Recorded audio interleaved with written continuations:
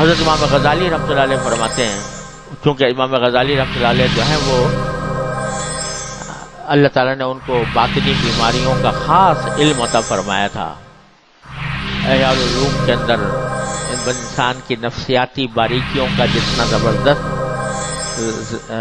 تجزیہ حضرت امام غزالی رحمۃ اللہ نے فرمایا، شاید ہی کسی اور نے کیا ہو۔ تو وہ فرماتے ہیں کہ یہ جو دل میں خیال پیدا ہوا ہے، یہ اگرچہ فوری طور سے اس کے اوپر کوئی مواخذہ نہیں، فوری طور سے گناہ نہیں کیونکہ غیر اختیاری پیدا ہوا، لیکن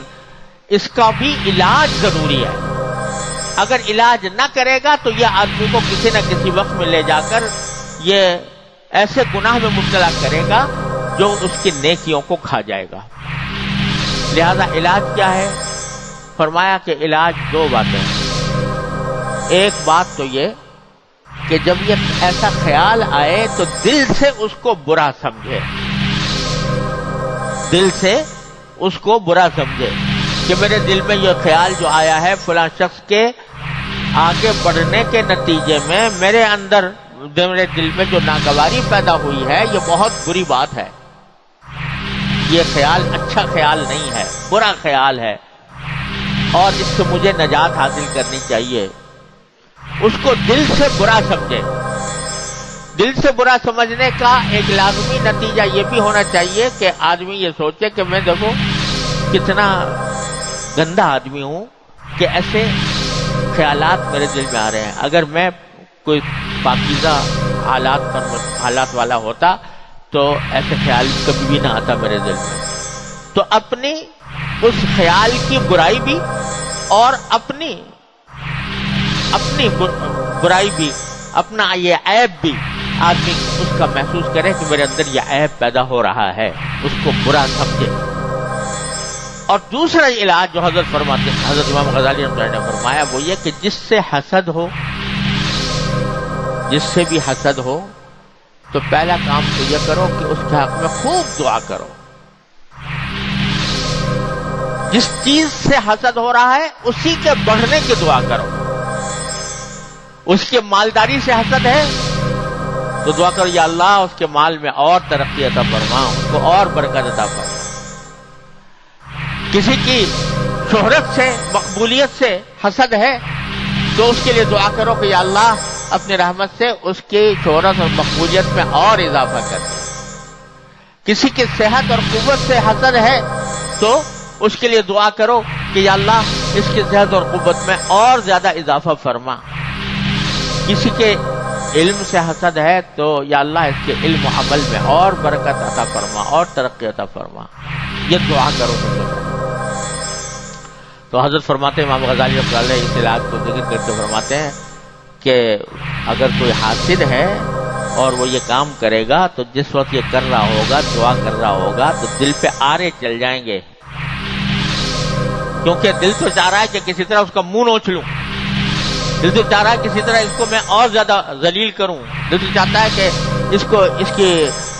اس کا مال دولت چھن جائے، اور دعا یہ کر رہا ہے کہ یا اللہ اس کے مال میں اضافہ کر، اس کے دولت میں اضافہ کر، اس کے ساز و سامان میں اضافہ کر، تو آرے چل جائیں گے اس وقت۔ لیکن اگر یہ آرے نہیں چلاؤ گے تو یہ حسد کی بیماری ایک زہر کی طرح تمہارے اندر سرایت کرتی جائے گی، جیسے کہ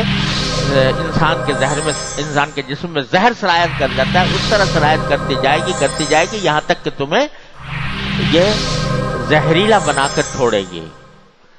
تو فرمایا اس کے حق میں دعا کرو، یہ پہلا علاج، اور یہ علاج بڑا سخت ہے، لیکن یہ کڑوا گھونٹ پی کر ہی انسان بیماری سے نکل سکتا ہے۔ جب آدمی کوئی بیماری میں ہوتا ہے تو کڑوی دوا پینی پڑتی ہے بعض اوقات، لیکن اگر وہ کڑوی دوا سے پرہیز کرے اور یہ سوچے کہ بہت کڑوی ہے میں نہ پیوں تو بیماری برقرار رہے گی، تو حضرت فرماتے ہیں کہ یہ کڑوا گھونٹ پینا ہی ہوگا، دعا کرو اس کے حق میں۔ دوسرا یہ کہ اس کے دوسروں کے سامنے اس کی تعریف کرو، جو اس کے اچھے اوصاف ہیں ان کا ذکر کرو دوسروں کے سامنے، اور ساتھ میں یہ بھی کہ اگر اس کے ساتھ کوئی اچھائی کر سکتے ہو اور اس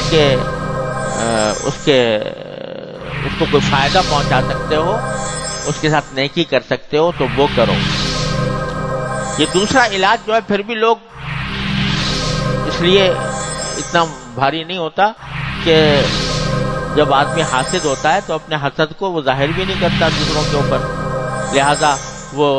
اگر کبھی ذکر آئے گا تو ایک دم سے کوئی ایسا رویہ اختیار کرنا جس سے لوگ سمجھیں کہ یہ اس سے حسد کر رہا ہے، یہ بعض اوقات آدمی اس سے پرہیز کرنے کی کوشش کرتا ہے، کچھ نہ کچھ کہہ دیتا ہے۔ لیکن جب تنہائی میں اللہ تعالیٰ کے سامنے بیٹھے ہو اور وہاں کوئی نہ دیکھنے والا ہے نہ کوئی سننے والا ہے،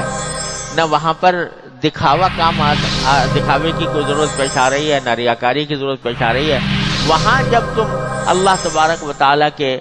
بارگاہ میں دعا کرو گے محسود کے لیے، اس شخص کے لیے جس سے حسد ہے، تو یقیناً اللہ تبارک و تعالیٰ اس بیماری کو تم نے چونکہ اپنے اوپر زبردستی کر کے اپنا علاج کیا اس بیماری کا، تو اس واسطے اللہ تبارک و تعالیٰ انشاءاللہ اس سے تمہیں نجات عطا فرمائیں گے۔ تو خوب دعا کرو اس کے حق میں، اور ساتھ میں اس کے لیے ایسے جو بھی نیکی اس کے ساتھ کر سکتے ہو، اس کی تعریف کر سکتے ہو، اس کے ساتھ کوئی اور بھلائی کر سکتے ہو تو وہ کرنے کا اہتمام کرو۔ جب یہ علاج کرو گے تو انشاءاللہ ثم انشاءاللہ رفتہ رفتہ یہ جو خیال آنے لگا ہے یہ دور ہوتا جائے گا اور یہ تمہیں ہلاکت میں کم از کم مبتلا نہیں کرے گا۔ اور